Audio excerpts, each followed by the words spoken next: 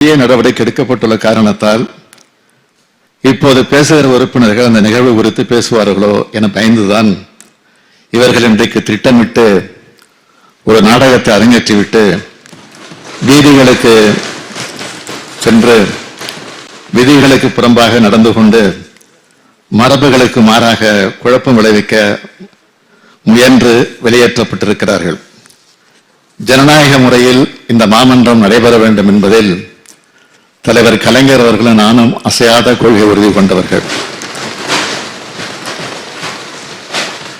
மானிய கோரிக்கைகள் மீதான விவாதத்திலே பிரதான எதிர்க்கட்சி உறுப்பினர்களும் கலந்து கொண்டு தங்கள் கருத்துக்களை தெரிவிக்க வேண்டும் என்பதில் கொள்கை உறுதி கொண்டவன் இந்த முதலமைச்சர்.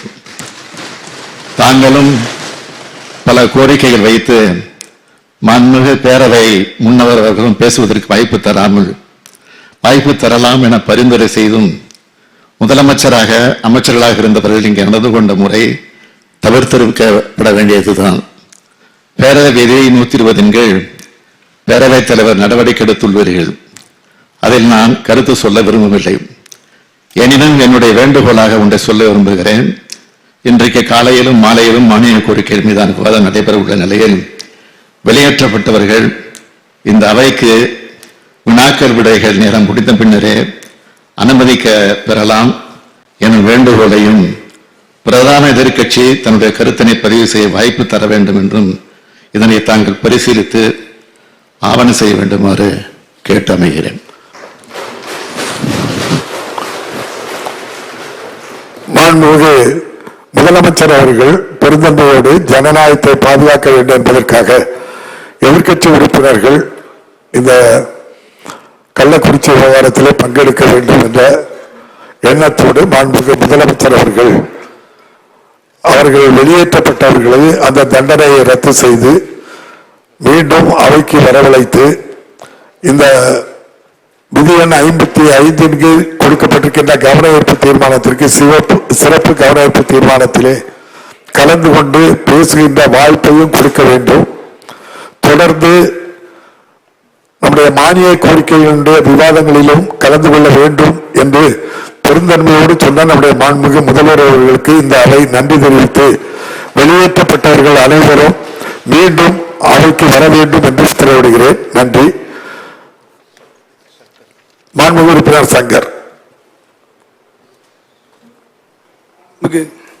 மாண்புமிகு பேரவைத் தலைவர் அவர்களே, டிசம்பர் 4ஆம் தேதி நிஜாம் புயலில் பாதிக்கப்பட்ட போது சென்னையே முழுகியது. அப்பொழுது பார்த்தீங்கன்னா சிபிசிஎல் நிறுவனத்தின் மூலம் அதனுடைய ஆயில் கசிந்து வெளியே வந்து கொச்சத்தலை ஆற்றை முழுவதும் நாசம் பண்ணியது. அந்த கொச்சத்தலை ஆற்றில் முழுவதும் நாசம் பண்ணி அது எப்படி வந்ததுன்னா கிட்டத்தட்ட சிபிசிஎல் கம்பெனிக்கும் அந்த கொச்சத்தலை ஆறுக்கும் 10 கிலோமீட்டர் தூரம் இருக்கு. அந்த 10 கிலோமீட்டர் தூரமும் இந்த பக்கிங்ஹாம் கனால் வழியாக தான் அது வந்தது. அந்த பக்கிங்ஹாம் கனால் தூர்வாரி சொன்னோம், அதையும் பண்ணி தரல அந்த மீட்டிங்ல. அதற்கு பிறகு பார்த்தீங்கன்னா நம்ம கொசத்தலை ஆறையும் சிபிசிஎல் நிறுவனத்திட்ட சொன்னோம், அதை தூர்வாரி ஆழப்படுத்தி கொடுக்கணும் அப்படின்ட்டு. அந்த மீனவ மக்களுக்கு, அந்த வெள்ளத்தில் பாதிக்கப்பட்ட மக்களுக்கு அனைவருக்கும் வரலாற்று சிறப்புமிக்க முதல்வர் அவர்கள் நிவாரணம் வழங்கினாங்க.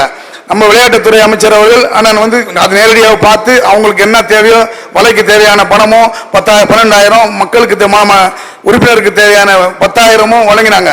எல்லாமே வழங்கி கொடுத்துட்டு கடைசியை பார்த்தீங்கன்னா அதை தூர்வாரி ஆழப்படுத்தினாதான் அந்த ஆற்றுல ஒரு மீனோ எறாவோ நண்டோ எதுவுமே இல்லை. ஆகவே நீங்கள் அதை தூர்வாரி ஆழப்படுத்தி கொடுத்தீங்கன்னா அங்க உள்ள வாழக்கூடிய மீனவர்களுக்கும் மீன் வாழ்வாதாரத்துக்கும் அனைத்துக்குமே சிறப்பாக இருக்கும். ஆகவே அதுவும் போல எங்களுடைய திருவொற்றியூரில் உள்ள மாண்புமிகு உறுப்பினர் அது நீர்வளத்துறை அமைச்சருக்கு கோரிக்கை வச்ச மாதிரி தெரியுது. பொல்யூஷன் கண்ட்ரோல் பாக்குது. அதுல தமிழ்நாடு மாசு கட்டுப்பாட்டு வாரியம் தான் அது பாக்குது.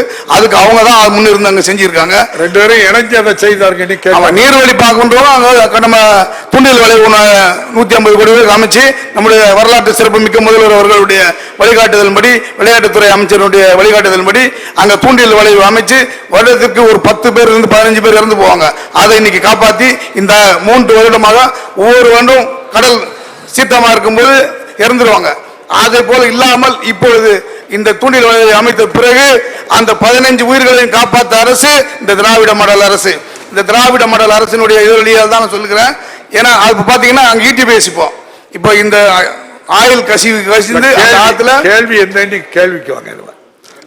சுற்றுச்சூழல் உள்ள பிரச்சனை தான் நான் சொல்ல வரேன். சுற்றுச்சூழல் துறையோட சம்பந்தப்பட்டது தான் இது. அதை தான் சுத்தம் செய்து அந்த அந்த தூர்வாரி ஆழப்படுத்தி கொடுத்துட்டீங்கன்னா மீண்டும் அந்த மீனவர்களுடைய வாழ்வாதாரம் உயர்த்தப்படும். ஒண்ணு. இரண்டாவது பிரச்சனை எப்படி பாத்தீங்கன்னா ஈட்டிபேசியிலிருந்து அந்த சுடுதண்ணி வந்து அந்த ஆத்துக்குள்ள வருது. அதனால முதல் கடல் அரிப்பு தான் வந்தது. இப்ப பாத்தீங்கன்னா ஆறு அரிப்பு வருது. ஆறு அரிப்பு வந்து அங்க உள்ள வாழக்கூடிய மக்கள் வாழ முடியாம மிகப்பெரிய சிரமத்தில் மண்ணெல்லாம் அரிச்சு போயிட்டு இருக்கு. இப்போ அதையும் சம்பந்தப்பட்ட இந்த போலீஸ் போர்ட்ல இருந்து வந்து பார்த்தாங்க. பார்த்து இதுவரைக்கும் எந்த விதமான வேலையை அவங்க செய்யல. அங்க உள்ள மக்கள் வீடெல்லாம் போயிட்டு விரைவா நடவடிக்கை எடுக்க சொல்லி கேட்கறீங்க. மாண்புமிகு அமைச்சர் பதில் சொல்லுங்க. ஆமா.